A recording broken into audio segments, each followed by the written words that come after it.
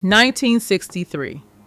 When this young woman sat down at her dressing table to prepare her face for the day, there was not a single mainstream cosmetics company in America that had bothered to make a face powder in her color. So she did what Black women had done for generations before her. She built her own beauty out of what she could find and mix and make. Her name was Della. She was 27 years old, one of only a handful of Black stewardesses in the entire American sky, and she understood something the beauty counters at the big department stores had decided did not matter. Her face was not an afterthought. Her beauty was not a problem to be solved with somebody else's leftover shade.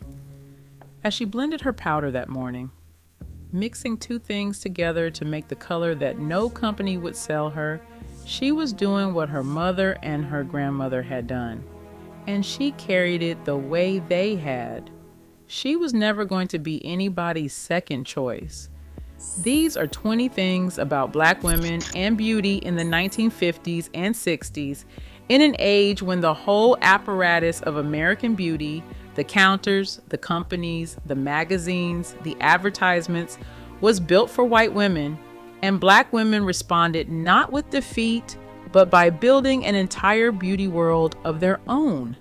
Some of it is triumphant, some of it carries real pain, and we are not going to look away from it. All of it is a story of women who refuse to wait for permission. Number 12 is the daily indignity that every Black woman simply worked around.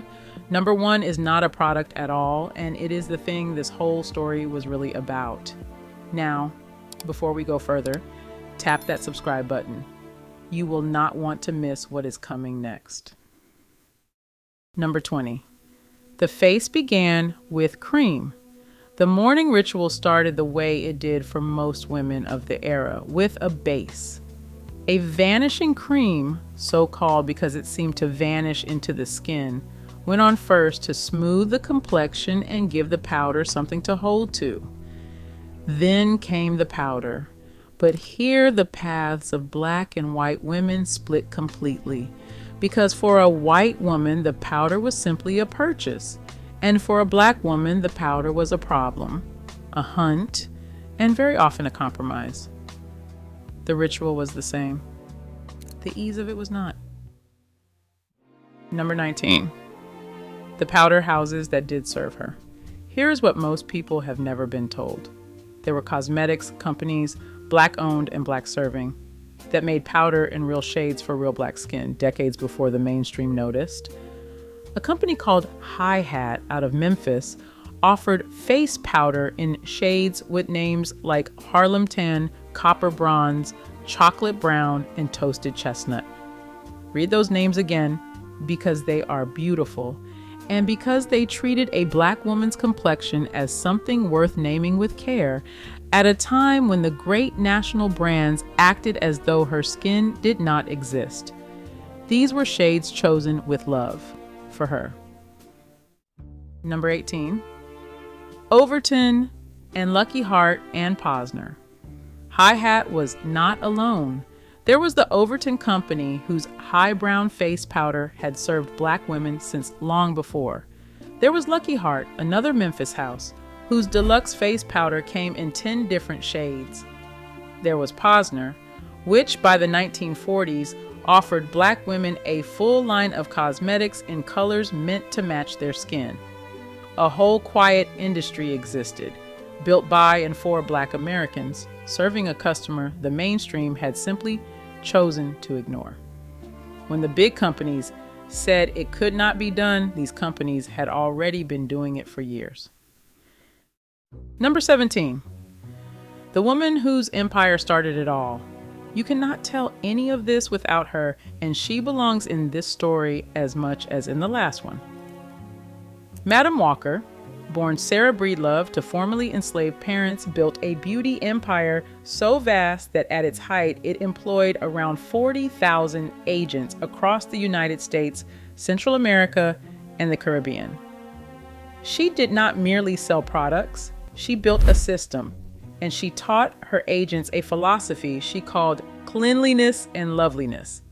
The radical idea that a black woman tending to her own beauty was making a statement about her own worth in a world that denied it daily. Number 16. What a Walker agent could earn. Here's the part that mattered most. Becoming a Walker agent was, for a black woman in the early 20th century, one of the only paths to real independent income that existed. At one of Madam Walker's conventions, a woman named Margaret Thompson stood up and told the room that she had once earned $5 a week as a servant and now earned $250 a week selling Walker products.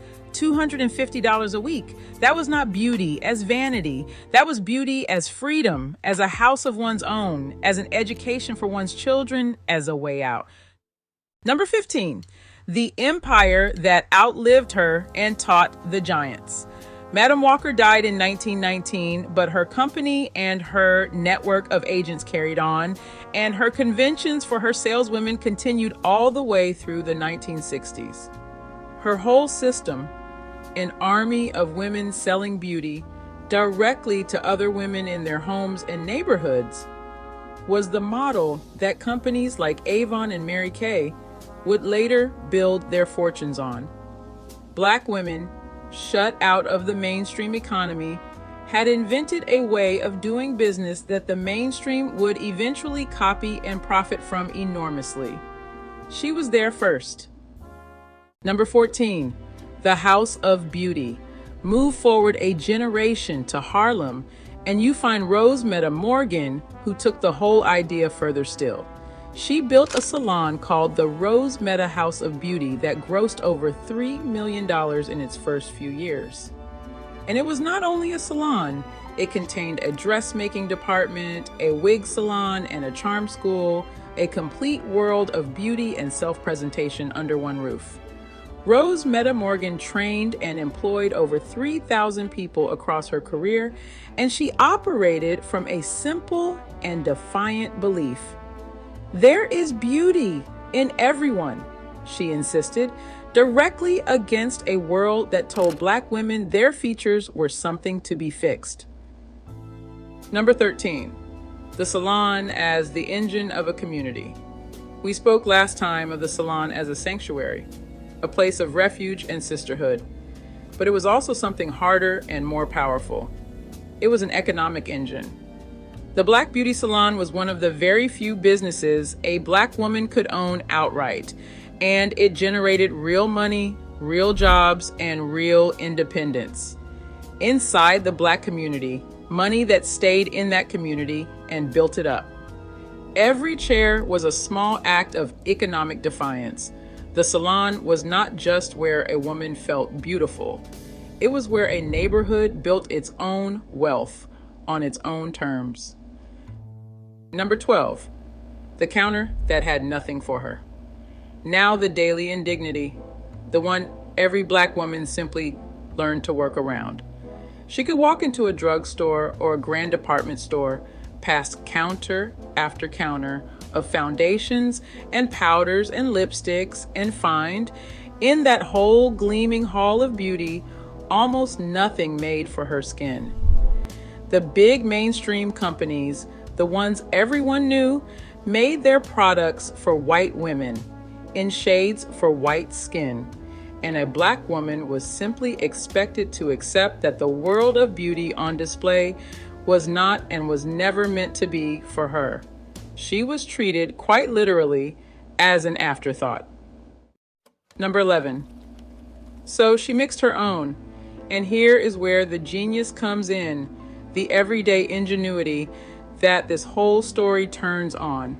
Unable to buy a foundation in her shade, a Black woman made one. She would take a powder or a foundation meant for a lighter complexion and mix into it something darker, crushed eye color, a bit of another shade, a little of this and a little of that, blending on the back of her hand until she had built by herself the color the entire cosmetics industry refused to sell her. Black women became, out of pure necessity, their own chemists, their own color matchers, their own beauty laboratories at kitchen tables and dressing tables across the country. Number 10, why the wrong shade betrayed her. This was not vanity or fussiness. It mattered because makeup formulated for pale skin did something specific and unflattering on darker skin. It went gray.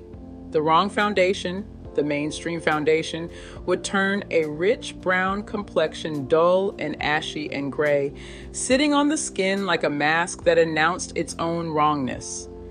So the careful mixing, the hunting for the right powder house, the whole effort was in pursuit of something simple and reasonable, to look like herself, luminous and correct, rather than like a woman wearing a color that fought her own face. Number 9, the color she had to seek out. Lipstick and rouge told the same story. The soft pinks and corals designed to flatter white skin could look wrong against deeper complexions, and the rich reds, the browns, the plums, the bold colors that made a Black woman's face sing were not sitting on every counter. She had to know where to look, which Black-owned lines carried them, which mail-order catalogs, which shop in which neighborhood. Beauty, for her, required knowledge and effort in a kind of underground map that white women never even knew they were not being handed because they never needed it. Number 8, the magazines that finally saw her. Then something changed and it mattered enormously. Black magazines, Ebony and Jet and others, put Black beauty on their pages and celebrated it openly and proudly at a time when the mainstream press acted as though beautiful women came in only one color. For a Black woman to open a magazine and see faces like her own, styled and glamorous and admired, held up as beautiful rather than invisible, was not a small thing. It was a mirror. The wider culture had always refused her, and now, at last, she had it, made by her own people. I need to step out of the story for a moment because this is the thing that struck me most. Faced with an entire industry that told them in 1,000 quiet ways that they were not the customer and not the standard and not the point, Black women did not simply accept it. They built powder companies and salon empires and magazines and a whole parallel world of beauty, and they did it under conditions the rest of the country cannot imagine. Now back to Della. Number 7, the mainstream finally noticed the money. Slowly, the big companies began to realize what they had been ignoring, which was a vast market and a great deal of money. In 1961, the Avon Company began using Black models in its advertisements in Ebony magazine. Mainstream brands like Maybelline started marketing to Black women through the Black press. It would be years before they truly made proper products in a proper range of shades, and the motive was profit rather than justice. But the wall of pure invisibility had finally cracked, pushed open by Black buying power that had grown too large to pretend away. Number 6, Sunday morning in full glory. To see Black beauty of this era at its absolute height, you looked on a Sunday morning at church. This was the grand stage, the place where a Black woman assembled her complete self, the pressed and styled hair, the carefully built face, the hat, the gloves, the finest dress, all of it brought together in a statement of dignity and pride and belonging. Church was where the whole art form came together, and where a woman who was disrespected all week by the outside world walked in on Sunday as the queen she had always been, seen and honored by her own. Number 5, dressing for her own people's eyes. This is the quiet heart of it. So much of a Black woman's beauty in this era was created not for the white gaze, which mostly ignored or dismissed her anyway, but for her own community, for the eyes that truly saw her. She dressed and adorned herself for church, for the neighborhood, for other Black women who understood exactly what went into it and could read every choice. It was beauty as belonging, beauty as a shared language, beauty as a gift exchanged among people who saw one another fully. That is a kind of beauty the outside world was not even invited to. Number 4, the wound we have to name. Now we tell the hard truth, because this story has one, and it lived inside the community itself. Alongside all this pride ran a painful hierarchy of skin color, colorism, in which lighter skin was too often treated as more beautiful and more acceptable, even among Black people, a poison inherited directly from the world of slavery and white supremacy. There were social gatherings said to use a brown paper bag held against the skin as a test of admission. And here is the most painful part of all. The very same Black magazines that celebrated Black beauty also on other pages carried advertisements for skin bleaching creams, products that promised to lighten a woman's complexion. The contradiction was real, and Black women lived inside it every day. Number 3, a debate. The community carried itself. That contradiction was not something the community hid from. It was something Black people argued about painfully and honestly among themselves. Was lightening your skin or straightening your hair a practical accommodation to a white-controlled world, or was it a surrender of the self? Was there pride to be found in features closer to a European ideal, or only in the full and unaltered truth of Black beauty? This was a wrenching, deeply personal debate, carried on with love and anger and sorrow on every side. And it was not handed down from outside, and it is not mine to settle. It was theirs, and it was real, and it deserves to be named rather than tidied away. Number 2, then the whole standard changed because the story was building toward a revolution. Even in 1963, the ground was shifting, and within a few years, a movement would rise up and declare loudly and joyfully that Black is beautiful. Natural hair, dark skin, full lips, broad features, everything the old hierarchy had ranked and diminished was reclaimed and held up as glorious. The models who had spent years backstage mixing their own foundation because no company would make it would help launch Black-owned cosmetics lines built entirely for them.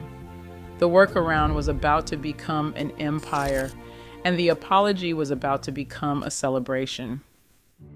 Number 1, not a product at all. She built it herself.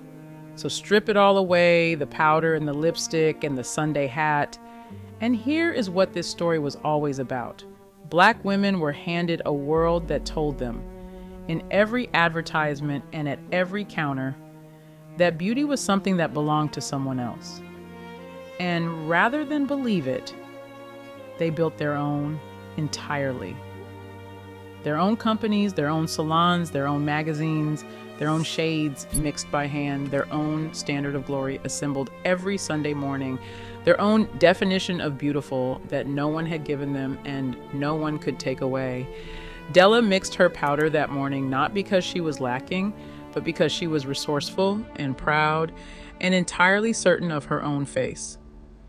Everything she needed, the world had refused to sell her, so she and the women before her had simply made it themselves. She was never going to be anybody's second choice because she had never once accepted the world's ranking of her, and neither had her mother, and neither would her daughters. 20 things: powder mixed by hand, empires built by former washerwomen, salons that banked millions, magazines that finally held up a mirror, and a Sunday morning glory assembled in defiance of a world that refused to see it. It was never only about beauty. It was about a people building for themselves, everything a hostile country would not give them, and doing it with such style and such genius that the mainstream would spend the next 50 years catching up and copying it. She was never going to be anybody's second choice. And she made absolutely sure of it with her own two hands at her own dressing table, one perfectly mixed shade at a time. And somewhere right now, a young black woman walks into any store she pleases and finds, waiting on the shelf, a foundation made precisely for her skin in a range of dozens of shades from a company that competed hard for the honor of matching her face. She does not have to mix anything. She does not have to hunt. She has never once been told her beauty was an afterthought, and she cannot quite imagine a world in which it was. She does not know the names Hi-Hat or Rose Meta Morgan or the woman who went from $5 a week to $250. But her grandmother knew and mixed her own powder by hand for 40 years and held her head high every single Sunday, precisely so that this girl would one day walk into a store and find her own shade waiting and think nothing of it at all. That was the whole point. She was never going to be anybody's second choice, and now, at last, she does not even have to think about it. Thank you so much for watching. If this told a story you have lived or one you never knew, give it a like and tell me in the comments where in the world you are watching from and who taught you what beauty really means. If you want more forgotten history of the generations who came before us, please subscribe. It truly helps the channel. The next story is waiting for you right now.